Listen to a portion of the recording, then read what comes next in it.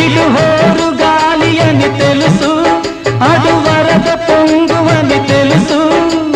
హోరు గాలిలో వరద పొంగులో సాగలేనని తెలుసు.